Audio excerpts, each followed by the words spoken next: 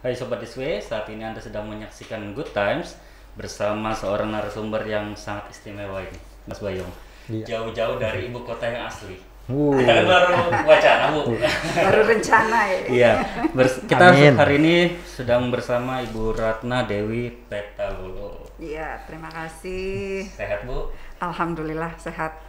Mudah-mudahan kita sehat selalu ya. Amin. Amin. Amin. Ya, sebagai informasi beliau adalah Koordif Penanganan Pelanggaran Bawaslu RI dan Bu, ini seminggu terakhir mengenai perpolitikan ini menjadi headlines kami. Iya. 2024 ini kayaknya sudah dekat banget kalau melihat isu-isu Betul. perpolitikan. Iya. Makanya kita merasa penting untuk membahas mengenai pemilu 2024 nanti. Kita langsung ke pertanyaan terakhir. Langsung ke Ibu Dewi. Ya, Bu, nggak ada yang ketawa loh. Bahkan kru saja tidak tertawa. Waduh, lawakan macam apa ini?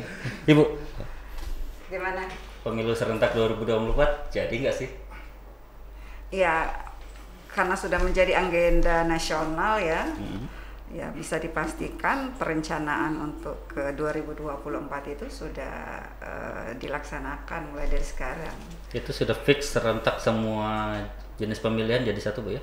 Ya, jadi karena sudah menjadi keputusan politik ya, keputusan bersama bahwa 2024 itu akan diagendakan pemilu serentak DPR dan Presiden dan juga pemilihan serentak untuk kepala daerah. Jadi ya kita bisa bayangkan lah ya.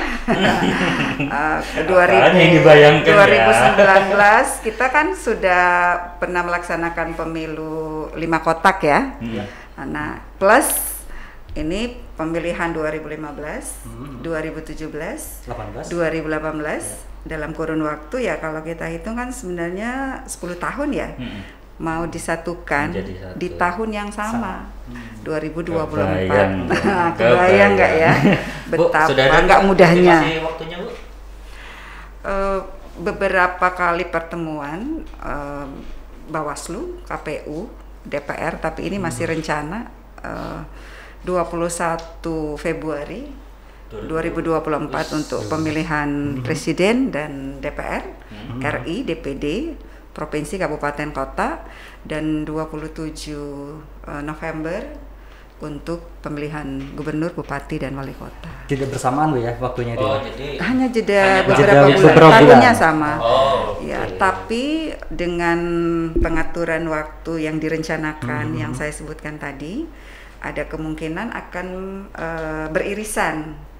Jadi apalagi kalau pemilihan presiden itu kita mendapatkan pelaksanaannya itu 2 putaran ya.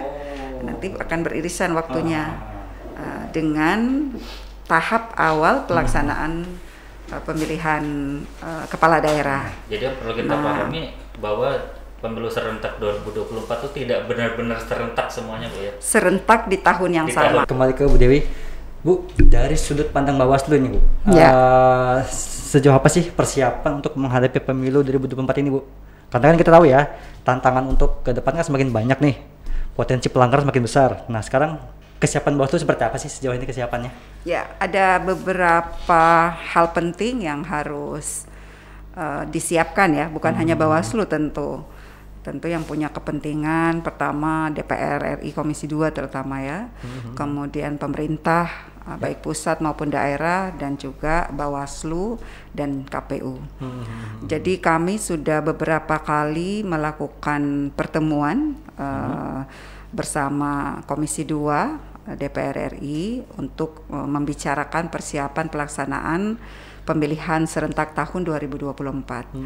Pertama, memastikan kesiapan dari aspek regulasi.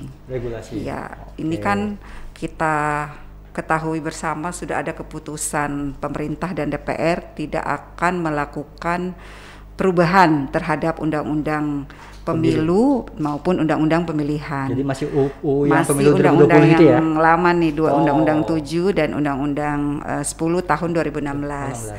Padahal kami penyelenggara itu merasakan betul, dan mungkin kita juga sudah mengetahui dalam beberapa pemberitaan di media ada beberapa masalah yang sesungguhnya perlu perbaikan agar pemilu atau pemilihan ke depan menjadi lebih baik.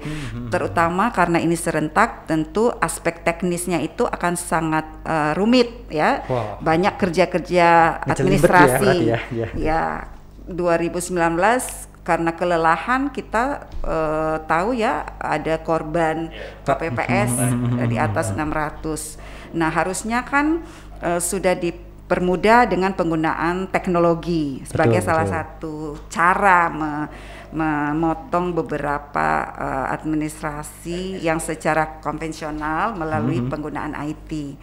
Tetapi tentang hal ini itu belum terakomodir secara eksplisit di dalam regulasi kita. Nah, dengan tidak adanya perubahan, tentu ini akan menjadi tantangan ke depan karena kita akan dituntut dengan aspek legalitasnya.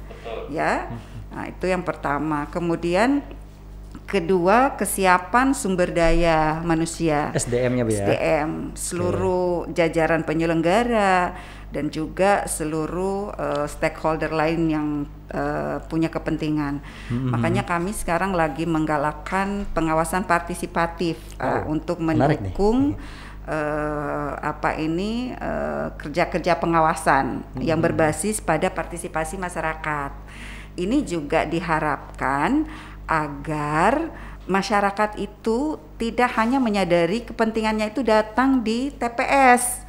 Nah, karena mereka punya kepentingan untuk bisa mengawasi proses. Nah, ini fakta yang harus saya sampaikan. Hampir tidak ada pemilu maupun pemilihan yang berlangsung tanpa pelanggaran. Bahkan trennya cenderung selalu naik. Nah, ini menunjukkan bahwa kesadaran hukum, kepatuhan hukum semua, baik itu pemilih, peserta, dan oknum penyelenggara itu ternyata belum sampai pada titik yang kita harapkan. Artinya tingkat kesadaran yang tinggi. Nah, jadi orang tidak melakukan pelanggaran hanya kalau ada pengawas. Nah, makanya semua orang harus menjadikan dirinya sebagai pengawas. Gitu ya. Kalau semua sudah jadi pengawas, insya Allah angka pelanggaran ini akan semakin berkurang. Jadi pengawasan berarti sampai ke tingkat masyarakat terbawah berarti, Bu ya? Betul. Tidak hanya di tingkat bawah iya, saja. Jadi saya harus kembalikan ke teknis dulu, Bu. Oke. Tahun 2024 nanti apakah perubahan ini hanya mengumpulkan satu waktu saja atau ada beberapa rangkaian tahapan yang di nggak ada. Sama. Nggak ada. Iya, kan undang-undangnya sama. Berarti apa yang kita laksanakan di 2019 dan apa yang kita laksanakan di 2020 kemarin itu tidak ada yang berubah. Soal sistem pemilunya proporsional terbuka. Tetap sama ya berarti ya? Tetap sama. Tahapan sama. Iya, tidak ada perubahan. Jadi kita kan mendorong bahwa apalagi kita belum bisa prediksi nih 2024 kondisi COVID nanti akan seperti apa. Harapan kita kan sudah lebih baik ya. Amin. Nah, jadi kemarin di 2020 ya bolehlah kita katakan kita sudah sukses pemilihan di tengah COVID-19. Tapi dari banyak hal sebenarnya masih harus ada yang diperbaiki. Misalnya kepatuhan terhadap protokol kesehatan di tahapan pencalonan, kampanye itu sangat tinggi. Betul. Karena memang yang namanya kampanye itu kan identik dengan kerumunan ya. Benar. Nah, pemanfaatan media sosial itu belum terlalu familiar. Dan juga mengedepankan kampanye dengan menggunakan teknologi dikhawatirkan pemilu kita menjadi sangat eksklusif, tidak inklusif karena tidak semua masyarakat kita kan ramah dengan teknologi, atau familiar dengan teknologi. Ya, sementara kampanye ini menjadi salah satu tahapan yang paling penting untuk mengenalkan calon kepada pemilih. Nah, ini yang harus dipersiapkan. Iya. Jadi bagaimana menghadapi pemilu dan pemilihan dengan regulasi yang sama, tapi kita ingin ada perubahan, kualitasnya tetap lebih baik, bahkan harus lebih baik. Kalau memang nanti kondisi COVID tidak menurun, Ya. bagaimana cara yang tetap legal tetapi juga berkualitas. Dan tetap aman juga dari COVID ya, Betul. pastinya. Iya. Ibu, secara sederhana apa sih tujuan dari menyerentakkan pemilu versi Bawaslu? Ini kan bukan keputusan Bawaslu. Iya, opini saja. Jadi nggak boleh beropini.